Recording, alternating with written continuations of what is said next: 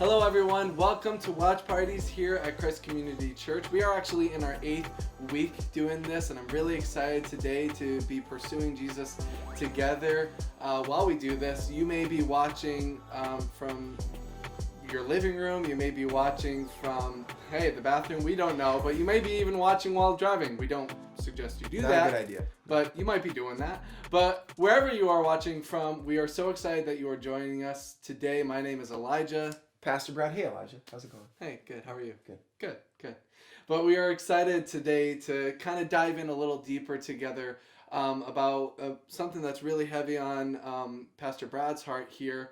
Hear a short message and then dive into some great discussion wherever you are, whether that's with yourself, whether that's with you and God, however that is. But I'm excited to get into this right now with you. Yeah, I want to kind of recap a little bit. This past Sunday, we were in our final week of the Culture of Christ series, which was really, really fun.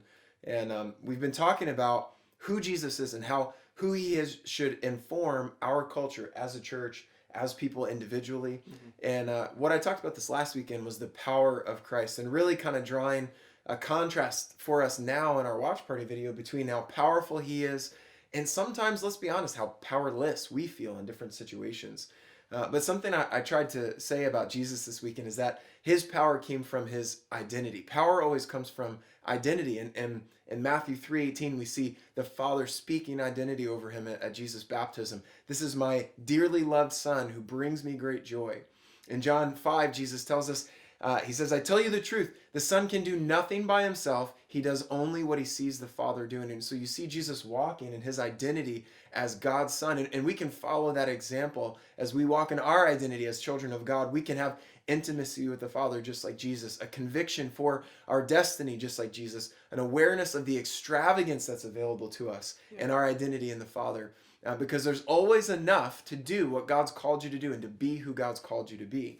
But what's funny when we talk about identity, I mean, probably the biggest cultural thing we talk about with identity is identity theft, right? Like, I'm trying to figure out my identity over here, and you're telling me someone could take it away and steal it and misuse it, right? Like, today what we're talking about, obviously, is you are more than a social security number, more than a photo ID, more than bank accounts or credit cards. We're talking about your spiritual identity as a child of God. And the more we find our identity in him, the more powerful our lives become. Right. And power always comes from identity. But in our world, it's easy to see that power actually comes from external things, like your title or your position. Like if you're a manager, then you have power. You as a senior pastor must have a lot of power because of your position or your title. Some people feel like, I really can't make a lot of decisions, or I don't have a lot of power because I don't have the title.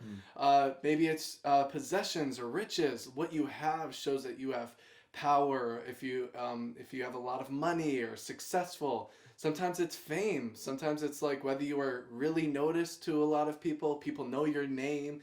Maybe on social media, you got the verified check mark that people know you. You're famous. And then lastly, too, I feel like we equate power to external things like fame, or to beauty and appearance. People who look good, they are able to wear the right clothes and stuff like that. And that's how we, in the world at least, really equate power to.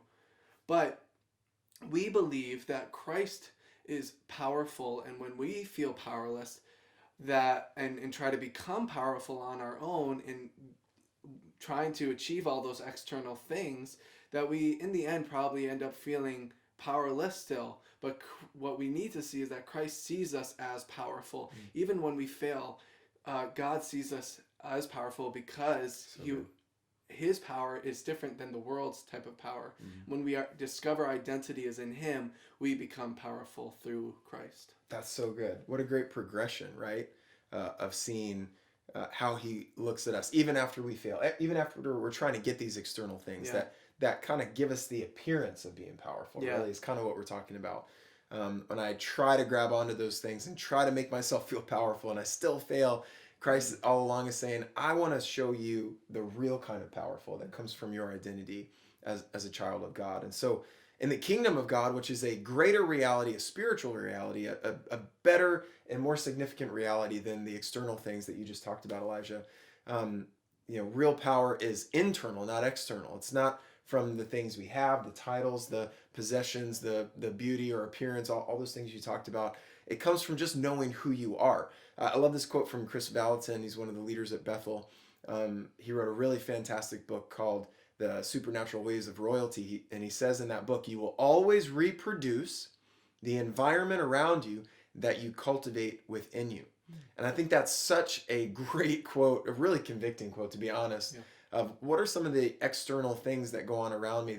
They're evidence of what's going on internally inside of me. And Jesus was powerful to create an environment around him for life change and for miracles and for all these things to happen around him because of what was cultivated within him and his identity with the Father. And so you can see Jesus didn't care about these external things that you just talked about. Title and position, he gave up his throne in heaven. It says in Philippians 2, instead he gave up his divine privileges. He took the humble position of a slave and was born as a human being. Possessions and riches, his family was blue collar, hardworking.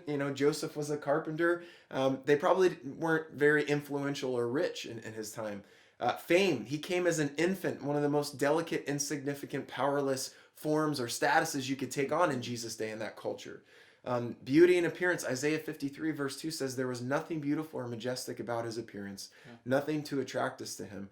But he did all of this for you and I so that we could be set free from being tempted to feel powerful through title, position, possessions, fame, beauty, appearance, any of that stuff.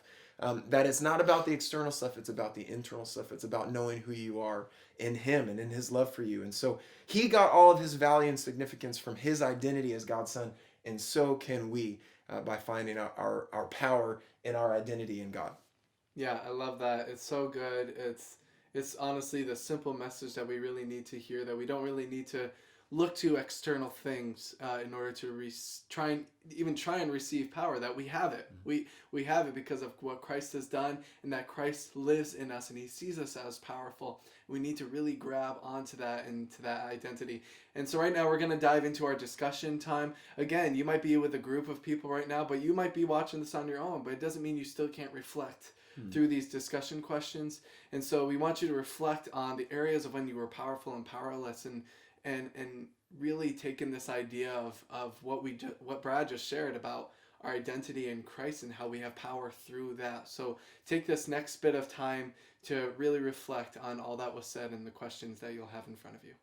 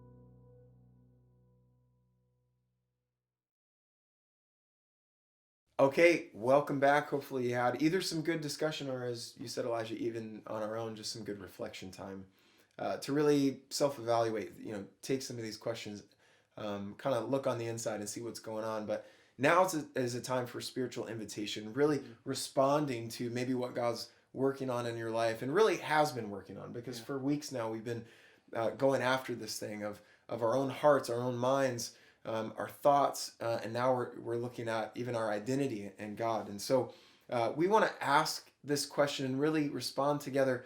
How can I invite Jesus into the areas of my life where I feel powerless? We talked about that progression. Jesus is powerful. I feel powerless. I try to figure it out on my own with external things that give me the appearance of power, but it ends up really not satisfying. And I end up hopefully finding that in my identity in Him, that's really where I'm most powerful. So how can I invite Jesus into this process to say, Jesus, come help me in these areas. Help me in my life where I feel powerless, so I can really see who I am in you. This week would be a great opportunity, even with the holiday coming up this week, a great opportunity that wherever you feel powerless, maybe even around the holidays, if you're able to get together with loved ones or family, that might even be a situation where you feel really powerless, some of those relationships. This might be a great time to just invite Jesus into that and say, Jesus, you are powerful. Reveal how you see me.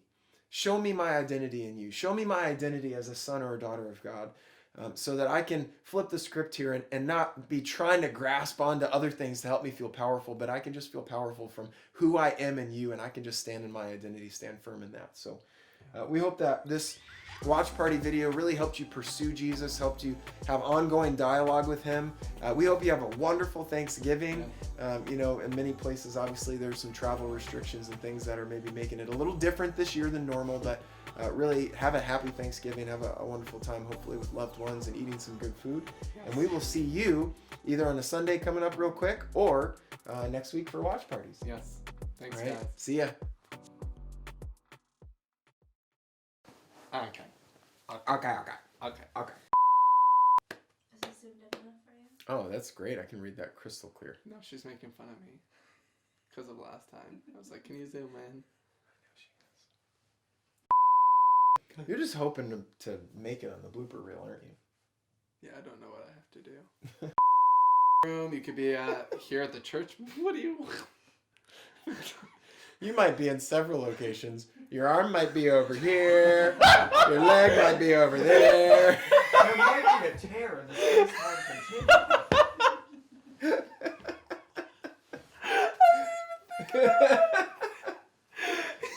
I'm sorry. I shouldn't have laughed.